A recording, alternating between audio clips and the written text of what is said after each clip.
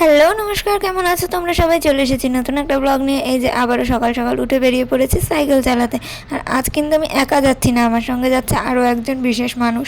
তো তাকেও দেখাবো। প্রথমে দেখাতে ভুলে গেছিলাম কারণ সে তুরবুর তুরবুর করে বেরিয়ে চলে গেছিলো। তো যাই হোক, দুজন মিলে বেরিয়ে পড়েছি সাইকেল চালাতে। আমি সাইকেল চালাচ্ছি, ও আমার পিছন পিছনে আসছে। এবার সাইকেল যতই আস্তে চালাই না কেন, তবুও একটা মানুষ অত জোরে হাঁটে না। তো সবাই সকালবেলা উঠে ওই ঘুমের চোখে, মানে আর কত জোরে হাঁটবে। আমি নিজেই ঘুমের চোখে সাইকেল চালাতে গিয়ে মনে হয় যেন চোখে ঝাপসা দেখছি, মানে ঘুম কাটে না, বুঝলে তো। অত 5:30-6টা আগে উঠে যাই, মানে উঠে তারপর বেরোতে বেরোতে 5:30, 5:40 এরকম বেজে যাচ্ছে এখন। আগে আরও আগে উঠতাম, কিন্তু কি করা যাবে, ঘুম ভাঙতেই চায় না। আর কি বলবো, রাত্রিরে যে ঘুমাই না তা না, রাত্রিরে টাইম মতনই মোটামুটি ঘুমিয়ে পড়ি। তারপরে মাঝ রাত্রিরে যায় ঘুম ভেঙে, তারপরে আর ঘুম আসতে চায় না। আর যেই কারণে সকালবেলা গিয়ে ঘুম পায়, আর না ঘুমালেই তখন শরীর কেমন লাগে। তো যাই হোক, চলো আজকে কে এসছে আমার সাথে দেখেই নিলে। এই যে আমার বোন এসেছে। তো বোন সাইকেল চালাতেও পারে, পিছনে কাউকে বসেও চালাতে পারে, মানে ডবলেও চালাতে পারে। কিন্তু ও কখনো রাস্তাঘাটে সেরকমভাবে চালায় না, মেন রাস্তায় অনেক গাড়ি চলে বলে। তো সেই কারণে ও বললো একটুখানি দে, আমি চালাই। বললাম ঠিক আছে চালা, আমি পিছনে আসছি। ও বললো পিছনে কেন আসবি, পিছনে বস, আমি চালাতে পারি। তারপর দেখলাম বা দিব্যি ভালোই চালাতে পারে, বরঞ্চ আমিই পারি না চালাতে। অবশ্য আমি নতুন নতুন শিখছি, আর ও অনেক বছর আগে থেকে শেখে। সেই কারণে ওর কাছে সাইকেলও আছে পিঙ্ক কালারের, আমার মতনই একটু বড় সাইজের। তাহলে ও তো ভালো পারবে, এটা স্বাভাবিক। সেই হিসাবেই ও চালাচ্ছে, আমি পিছনে বসে আছি। ভাবলাম এই সুযোগ, হাতে ফোন নিয়ে তোমাদেরকে দৃশ্যগুলো একটু দেখানোর চেষ্টা করি।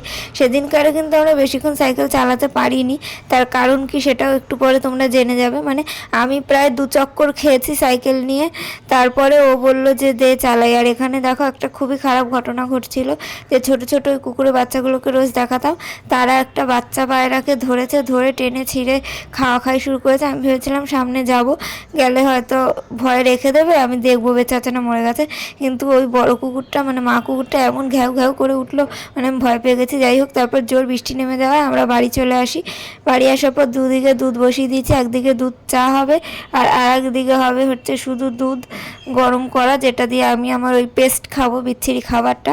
যাই হোক, এখানে দেখো বোনের জন্য চা করছি। আমি কিন্তু চা খাই না, বাড়িতে গেস্ট এলে তাদেরকে করে দিই, রয়ে গেলে তখন খাই। আর কারোর বাড়ি গেলে যদি খেতে দেয়, আগাতে ঠাকাতে গেলে বা কোনো অনুষ্ঠান বাড়ি গেলে তবেই খাই, নাহলে কিন্তু বাড়িতে চা করে আমরা খাই না।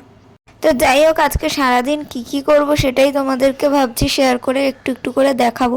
কারণ রোজ দিন একই একই জিনিস করি, আর কি বা তোমাদেরকে দেখাবো আমি নিজেই বুঝে পাচ্ছি না। আর এই গরমে তো কোথাও ঘুরতেও যাওয়া যায় না বলো, এই গরমের মধ্যে মানুষ নাজেহাল হয়ে পড়ছে।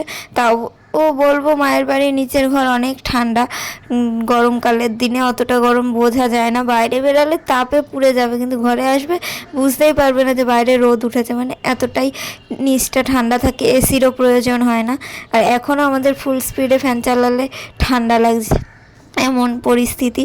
তো যাই হোক, তো দেখো আজকে সারাদিন আমরা কি কি করি, আর বোনকে নিয়ে কোথায় কোথায় যাই। আজকে ওর সাথে ঘুরতে যাওয়ারও কথা আছে, মানে ওই বলেছে তোদের বাড়ি ঘুরতে যাব, পিসি বাড়ি গেলে আমাকে ঘুরতে নিয়ে যাবি কোথাও। বোন বলতে আমার সাথে এসেছে শ্রেয়া, যাকে আমি তুম্বো তুম্বো বলি, যে আমার ছোটো মামার বড় মেয়ে। ওর পরীক্ষা শেষ, তাই দুদিনের জন্য ঘুরতে এসছে। দুদিন বলতে কি, ও রবিবার দিন সকালে এসছে, সোমবার দিন থাকবে, মঙ্গলবার দিন বিকালের দিকে বা দুপুরে চলে যাবে। তো এই যে দেখো আমার পেস্ট আমি দুধ দিয়ে গুলে নিচ্ছি খাবো বলে, যেটা আমার একদম ভালো লাগে না। বোনকে চা করে দিলাম, কিন্তু আমি চা খাইনি, আমি এই পেস্ট খেতে হবে। কিন্তু সেদিন ভুল করে বেশি দুধ দিয়ে ফেলায় বেশি পাতলা হয়ে গেছে, যে কারণে খেতে আমার খুবই কষ্ট হচ্ছিল। যাই হোক, তারপরে দেখো সন্ধ্যেবেলার দিকে আমি রেডি হয়ে গেছি। দুপুরে একটু রান্না বান্না করছিলাম, চিকেন টিকেন, সেই কারণে আর তোলা হয়নি তাড়াহুড়ায়। তো এবার সন্ধ্যেবেলার দিকে আমরা দুজনেই ঘুম থেকে উঠে পড়েছি। আমি তো অনেকক্ষণ ঘুমিয়েছি, ও কতক্ষণ ঘুমিয়েছে কি ঘুমায়নি জানি না।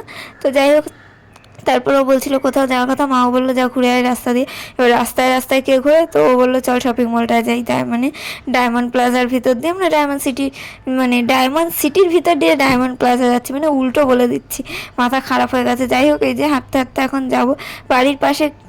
ঘোরার বলতে ওই একটাই জায়গা, কেউ আসলে ওখানেই নিয়ে যেতে পারবো, কারণ আর তো কিছু নেই। আর কোথাও যেতে গেলে সে দূরে দূরে থাকতে পারে, আমি চিনি না। এবার দুজন মিলে আর কোথায় বা যাবো, তাই বললাম চল এর ভিতরেই ঢুকি, ঢুকে একটু ঘুরে টুরে দেখি কি আছে, চরিত্র সেল চলছে, কিছু সেল ঠেল দিচ্ছে নাকি। তো যাই হোক, ঢুকলাম। ও আবার সিঁড়ি দিয়ে উঠতে ভয় পাচ্ছিল একটু একটু, কিন্তু তারপর দেখ হাত ধরে ধরে উঠলো কিছুক্ষণ, শিখে গেছে। মানে কি বলবো, যে যারা সবসময় ওঠে তাদের অভ্যাস থাকে, যারা ওঠে না তাদের একটু কেমন আনকমফোর্টেবল লাগে। কারণ আমি যখন প্রথম দিকে উঠতাম আমারও মনে হতো কেমন একটা, কিন্তু এখন উঠতে নামতে কোনো সমস্যাই হয় না, অভ্যাস হয়ে গেছে। কারণ আমি আর মা মাঝে মধ্যেই আসি, আর ভালোই লাগে এই শীত যে টুকটুক করে ওঠা যায়, পা ব্যথা হয় না। তো যাই হোক, সবার আগে আমরা ঢুকে গেছি স্মার্ট বাজারের ভিতরে। স্মার্ট বাজারের ভিতরে প্রচুর প্রচুর খাবার দাবার, অনেক কিছু অফার থাকে সেই সময়। চৈত্র সেলের জন্য জামা কাপড় এটা ওটাতেও অফার ছিল, তার উপর আসছে কিছুদিনের মধ্যে ঈদ, তো সেই কারণেও অনেক অফার চলছিল। কিন্তু আমরা টাকা নিয়ে যাইনি, তাই কিছু কিনবো না।